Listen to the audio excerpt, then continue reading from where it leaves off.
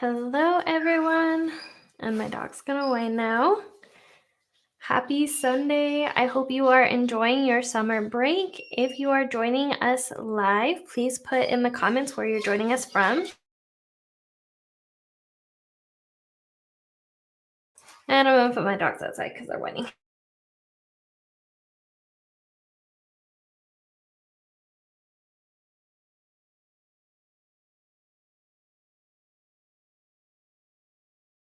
Okay, there we go. So, thank you for joining. First, before we get started, a huge shout out to Brittany for putting on this summer self-care conference. I've been a part of this for several years now, and every year I get to meet amazing people, and the presenters are all absolutely amazing, and I love to go follow them on Instagram. So if you are joining, let us know what was one of your favorite sessions so far, one of your biggest takeaways. I'm going to go ahead and introduce a little bit about myself. My name's Helena. I'm the creator, the present teacher, and I currently live in New Mexico. I graduated from Oregon with my master's in elementary education and a minor in Spanish and ESL. And I've been teaching for this will be my 6th year in education. My first 3 years was in kindergarten, and the last 2 years was 2nd grade. So I'm a primary teacher, and I absolutely love working with other teachers around the world on how they can not only enjoy their teaching career, but also how they can enjoy their life as well outside of teaching. And one of the reasons I started working with other teachers about this was because I started sharing my story about how I was kind of finding that a bit of a struggle of balancing my personal life and my teaching career because I like to work really hard when it comes to my job because I'm super passionate. So finding that balance is really hard. So I started sharing how you can enjoy and have a sustainable career as a teacher while still having a personal life on the outside. So that's a little bit about me. So let's see. Some questions I've gotten in the past is so as the school year starts, what are some things I can work towards to have a good balance when it comes to my personal life and my life on the outside? So, typically, what I highly recommend that you work on is working on those foundational systems. You'll hear a lot of people, a lot of amazing presenters in this summit talk about how important it is to get ahead while still taking care of yourself. And one great way and a great thing I've seen a lot of presenters talk about is batching. That's really important. So, once you learn the foundations, like your classroom management, how to communicate, and you set up the system on not only communicating with your families, but communicating with admin. And, when it comes to lesson planning and collecting data and inputting data, all of those are things that once you learn and you create your own system for, you can then start batching. So while yes, batching and we're thinking about lesson plans and planning is important, I want to suggest that maybe you take this skill and apply it to other areas. How can you batch out your communication? How can you batch out your your activities or your data and stuff like that? So some examples for that would be for lesson planning, you can plan out a month ahead or have activities out a month ahead. But also when it comes to your communication, can you batch that out? One way I like to batch out my communication is I would do a Monday newsletter for my families. As a 2nd grade teacher, I had a Harry Potter classroom. So I had a daily prophet that would go out on Mondays, and I would actually batch those out for the entire month. And I would add tweaks here and there, but essentially that newsletter was batched out so I didn't have to think about it and it wasn't taking energy throughout my day. I just picked a day of the week, a specific day that I was going to batch out my parent communication or my family communication, and I worked on that.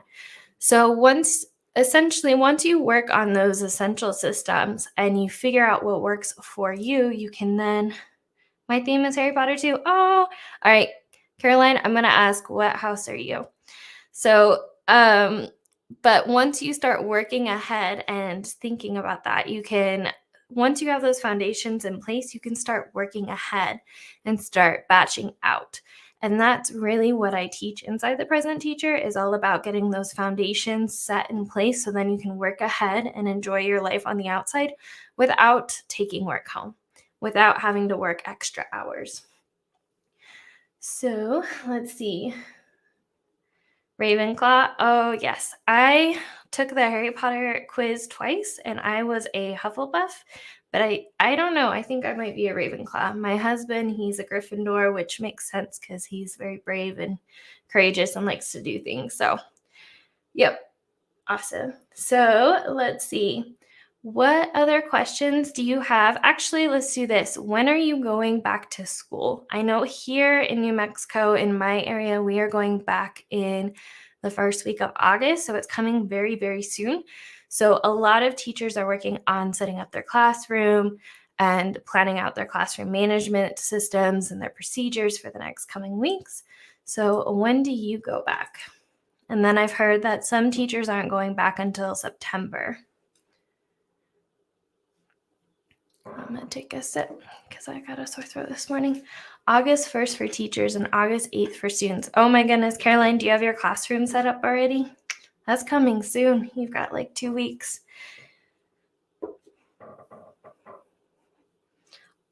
August 7th is our first day for teachers. Definitely coming soon. Yeah, our first day back is August 1st too for staff. And then August, I think, I have to look at the calendar. August 7th for students. So coming by quick. So with the crazy I'll be in the classroom tomorrow. Okay. Yes, but I need to start my unit planning still. Yes. So I saw that Kirsten had an amazing training for that. So Caroline, if you haven't checked hers out, I highly recommend you go check out her mapping.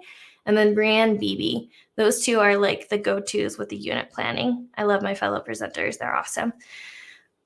But yes. So when it comes to the back to school, I know it can feel really overwhelming to take care of yourself. So here are some general tips that I recommend during this crazy back to school season that you can kind of keep your energy high. So the first thing I recommend is checking in with yourself. When I went through my first couple of years of teaching, I actually was seeing a counselor. And because I wanted to make sure I was working on myself and I was working on becoming that teacher I knew I wanted to be. And so checking in with yourself throughout the day and seeing what you need. I know that sounds really, really simple, but even doing those little things can really change your day. Because I know personally when I was, setting up my classroom and trying to prepare for parent night and all that, I would be so worried about helping everybody else that I would often go the entire day and realize, I didn't eat or I didn't take a walk or stuff like that. So checking in with yourself every once in a while, asking, how am I doing? What can I do right now? And then along with that, the next step I highly recommend is you take 5. I actually have a summer, it's a 40 self-care ideas that you can do in 5 minutes or less. And so what I like to do is I like to take something from that list and then I just work on that for 5 minutes to give myself permission to show up for myself, because I realize that when you just kind of push your way through, by the end of the day, you're exhausted and you're kind of just not showing up at your most optimal self as your most optimal self. So taking those little 5-minute breaks throughout the day to see and be a friend to yourself and see what you need can be really, really helpful. How are you guys feeling going back to school right now? Are you feeling confident? Are you excited? Are you feeling a little overwhelmed? Let's see. Do you have any advice for automating or making it easier? Well, individuals. Sometimes I want to send a quick message in the moment to families. Yes. So great question. So the question was, do you have any advice for automating or making it easier to email individual parents? Sometimes I want to send a quick message in the moment to families and not save it for the end of the day when I have plan time. So what I do is when I find those extra 5 minutes throughout the day, I actually have a closing out and a starting up day or thing that I do. So in the morning, when I come in, I turn on all my lights, I check my email, and if I come in before office hours, I'll actually schedule my email to go out during office hours. But essentially, if you find that moment, those 5 minutes in your day where you want to send a quick email, you can always do it in the moment and then schedule it for later. What I typically do is I have a specific day that I check in with families, which was my Wednesdays. I would send a quick follow up or check in with my families and schedule that out during my office hours because I found if I was, sending emails or responding in the moment right then and there, it was kind of like zapping my energy, or I would show my families that I wouldn't be consistent with my boundaries on my office hours. So by scheduling it for a later time can be really, really important. Excited but overwhelmed and nervous going into my 8th year of teaching in a new district and teaching 5th grade. Caroline, that's huge. Well, first off, congratulations on the switch. I went from kinder to second, and honestly, that first year, it kind of felt like, starting your career all over again. But I am so glad that I did because I love my second graders. So I really hope that this year goes well for you. You're going to do amazing. Um, I know it can feel a bit overwhelming, but the perk is you have your foundation set now. And so you're going to kill it. You're going to do awesome because you already know what you're doing. You're not starting all the way over from ground zero. You can take what you learned from before.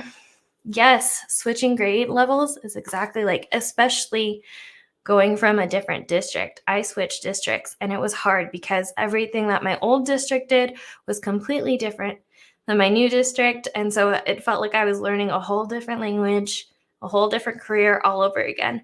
But by leaning into what I knew my strengths were as a teacher, kind of helped keep me grounded and kept that momentum going. So, still using teaching my procedures, I still knew that that was important regardless of what grade level I taught. And still using a theme for the first week of school helped me stay grounded. It might have just changed the content a bit. So you're going to do absolutely awesome. I'm excited for you guys. So let's see. Takeaway starting up the school year. Brittany and I went on a podcast. I was on her podcast. I think it'll come out later this week. But one thing that I found really helped me, especially when I was feeling a bit overwhelmed, is I would focus on gratitude.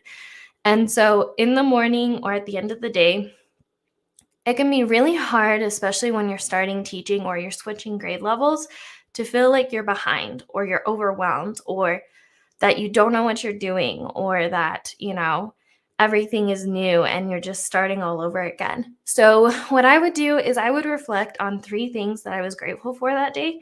And it helped me realize that I'm growing and I'm becoming closer to that teacher I know I can be. And it helped me not feel so overwhelmed. And it kind of helped me take the golden nuggets from the day to help me feel centered and excited and kind of cut down that feeling of feeling overwhelmed and like I'm learning a lot. What do you mean by a theme for your first week? Great question. So I like to start off my first week of school with a theme. So this originally started as a kindergarten teacher. I started with the kissing hand. That was a very common one.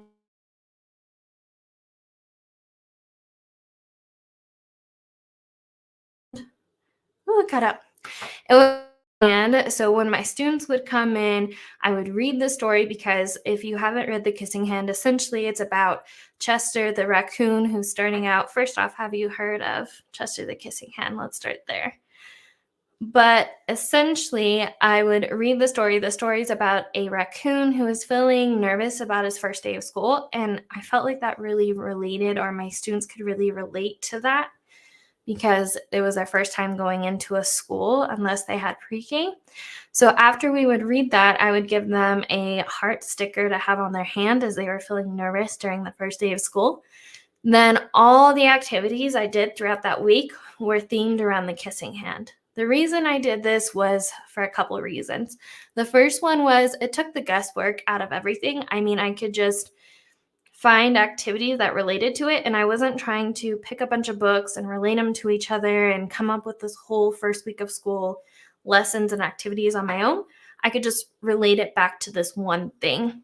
And it also helped my students feel engaged, because when you can bring a book to life, when they can experience it, when they can see it, when they can interact with it, it's kind of something magical. I know Caroline can probably relate to this, but that's one of the reasons I did a Harry Potter classroom, is I love bringing books to life, so my students love reading. And so that's what I like to do, and it helps them stay engaged. So, for example, as soon as I was done with the kissing hand, I would have my students do a scavenger hunt where they would find Chester around the school.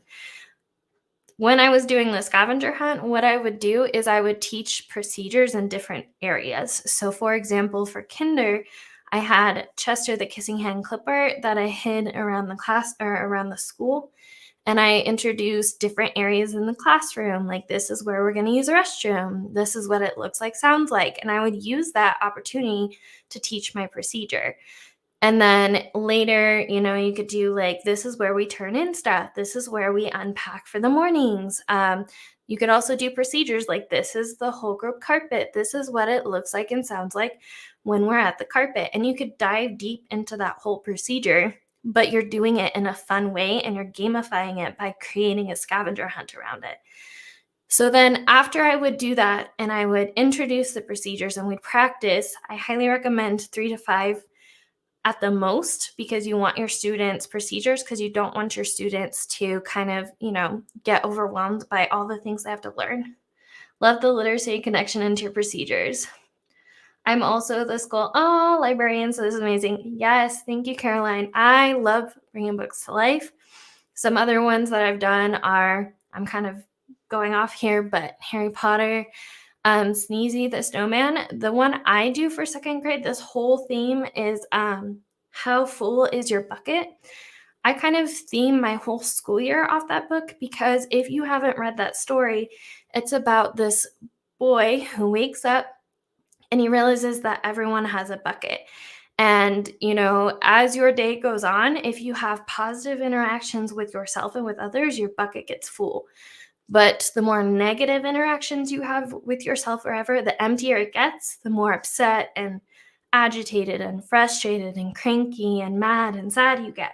So it's all about filling each other's buckets. And when you fill, someone else's bucket, you're filling yours. So then I use that whole theme, and I've seen people, adapt this to 3rd, 4th, 5th, even older grades. But the whole goal is, are you being a bucket filler? So then I took that whole, like the kissing hand, we read the story, I do a scavenger hunt with buckets around the school. And then we do bucket filling notes, are my early finishers, where we talk about how we can be a bucket filler to each other. We come up with our class rules on what does bucket filling look like and sound like. And then we also do activities, same with the kissing hand, same with the bucket filling. You can pick, a themed book for the week. But I do activities that are introductory for that week that allow me to teach procedures, but also allow me to assess where my students are at. So for second grade, for example, we focus a lot on double addition and subtraction, but the first step of that is addition and subtraction within 20. So I am doing activities that are bucket filling or themed with the book, or if it was like Chester the kissing hand themed. And I would do that, and I would assess, use it to introduce my students to, foundational topics if they hadn't, but also to assess where they're at. So everything I do is intentional, but that's how I theme my weeks. It makes the first week of school a lot easier. It takes the pressure off you to come up with these like million lessons, and it makes it super easy. So great question. I know I went in depth with that one. Sorry. So that's what I do. So what are you guys doing for the first week of school? Do you have yours planned out already? Do you do something similar? My dog's gonna be loud now, and I'm gonna take a sip.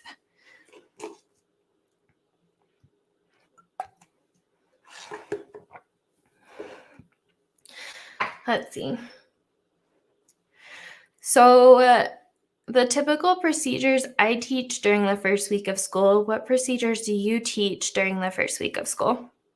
I typically teach, at least for the elementary level, the first one is a class call, or how I want my students to be at a 0. And then we talk about our whole group area, what it should look like and sound like. We talk about the restroom and then getting in line. I choose 3 to 5 a week, and what I do is I introduce it, we review it, and I have them think, pair, share. We talk about what it looks like, sounds like, what it doesn't look like, sound like. I have them model it, I model it, and then we practice. And the whole point is, I know you've heard a lot about, I think it takes 27 times to make something a habit, and procedures are just habits. So essentially what you're doing is you're teaching your students how to interact with each other and with objects and different areas around the room. So imagine practicing that 27 times before it becomes a habit. Because by the end of the year, your goal is you want your students to run your classroom, right? You want them to do everything without having to think about it. You're just teaching them habits. So I pick 3 to 5 to work on a week. I practice, and as soon as they have it down, then I move on to another one. I'm not tackling planning this next week. I get to teach 8th grade this year in addition to my 6th grade. I've never taught 8th grade before. Yes, let's see. Get to teach 8th grade this year in addition. That's got to be hard teaching 2 grade levels. Are you teaching math, reading, or what subject are you teaching? But that's what I do for my classroom procedures. And I've been chatting in the DMs with a couple of middle school and high school teachers, and they said they used a similar theme and similar procedures that I do. Let's see. Oh, gotcha. Math.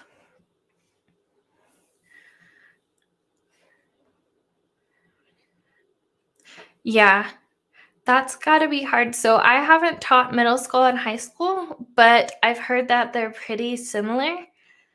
Yeah, I don't know. So let's see. Trying out this year. Nothing planned yet. I'm trying out this year the classroom book a day, so reading procedures and activities. I haven't heard about that. I'll have to look that up. I know my team did something similar where they did a different book each day. I found it, it was a lot, but it was a lot of fun. I don't know if you guys do the Silent 5 where you stop everything and read for 5 minutes. Sounds pretty similar. But let's see. How are you feeling for parent night? I know that's another common question. Or do you guys have a back to school night or a family night coming up? I think ours is next week sometime. No, it's the first week of August. First week of August.